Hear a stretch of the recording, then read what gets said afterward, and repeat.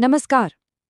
चलिए आज समझते हैं सुप्रीम कोर्ट के एक हालिया फैसले को, जो एक ऐसे कानून के बारे में है जो बनाया तो गया था सुरक्षा के लिए, लेकिन कभी-कभी वो खुद एक हथियार बन जाता है। ये कहानी है एक कानूनी ढाल की जो तलवार में बदल सकती है। तो शुरुआत करते हैं एक बहुत ही बुनियादी सवाल से। क्या किसी सुरक्षा देने वाले कानून के तहत दर्ज किया गया हर केस सच में उत्पीड़न का ही होता है? यही सवाल आज हमारी पूरी बातचीत का सेंटर पॉइंट है, और इसी गुत्थी को सुप्रीम कोर्ट ने सुलझाने की कोशिश की है। तो चलिए अब इस मामले की तह तक चलते हैं। सबसे पहले उस कानून को समझना जरूरी है जो इस पूरी कहानी के दिल में है। तो ये कानून है भारतीय न्याय संहिता यानी BNS का सेक्शन 85।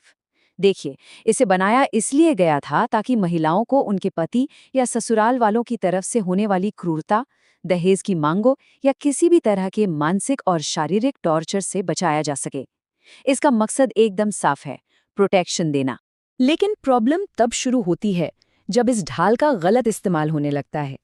अक्सर ये देखा जाता है कि छोटे-मोटे घरेलू झगड़ों में पूरे के पूरे परिवार का नाम डाल दिया जाता है, मामूली कहासुनी को क्रिमिनल केस बना दिया जाता है और बिना किसी ठोस सबूत के ही शिकायत फाइल हो जाती है।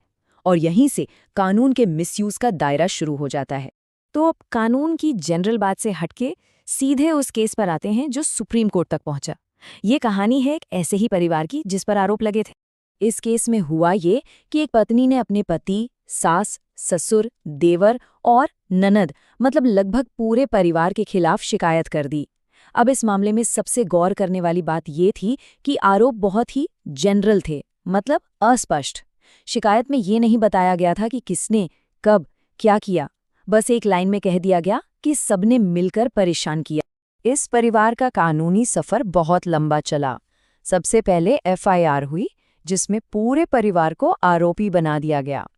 मामला ट्रायल कोर्ट में गया तो वहां सभी को दोषी मान लिया गया।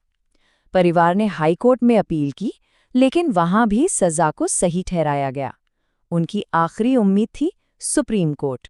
तो सवाल ये उठता है कि निचली अदालतों से आखिर चूक कहाँ हुई? आइए जरा उनके फैसले को समझने की कोशिश करते हैं।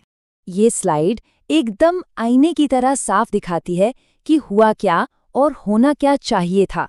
निचली अदालतों ने बस जनरल आरोपों को ही सच मान लिया, जबकि कानून कहता है कि हर आरोपी का स्पेसिफिक रोल साबित करना होगा।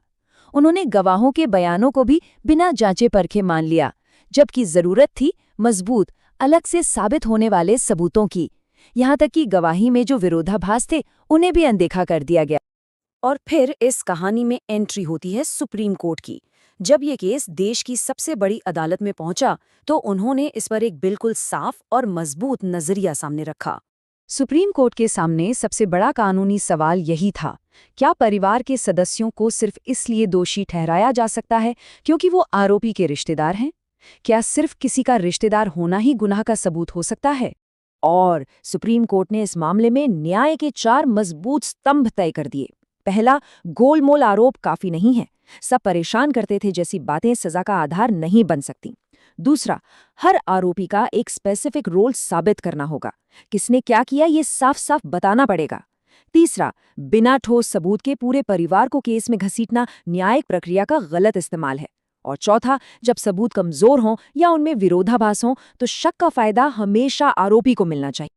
तो सुप्रीम कोर्ट के इस साफ सुथरे फैसले के बाद दोषी ठहराए गए परिवार के सदस्यों की संख्या कितनी बची? 0। जी हाँ, 0। अदालत ने सभी आरोपियों को बरी कर दिया। ये निचली अदालतों के फैसले का पूरी तरह से पलट जाना था। तो इस पूरे मामले और सुप्रीम कोर्ट के इस ऐतिहासिक फैसले से हमें क्या सबक मिलता है? इसका असर आखिर है क्या? चलिए इसे कुछ असली जैसी सिचुएशन से समझते हैं। मान लीजिए पत्नी दिल्ली में है और वो गांव में रहने वाले ससुराल वालों पर बिना किसी सबूत के आरोप लगाती है। नतीजा, केस खारिज हो सकता है।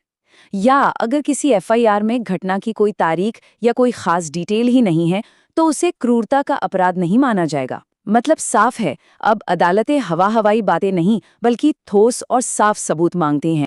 तो इस पूरी चर्चा का जो सार है, जो सबसे जरूरी बात है, वो ये है, सेक्शन 85 BNS के तहत अस्पष्ट और सबके ऊपर लगाए गए जनरल आरोप बिना किसी मजबूत सबूत के किसी को दोषी ठहराने के लिए काफी नहीं है।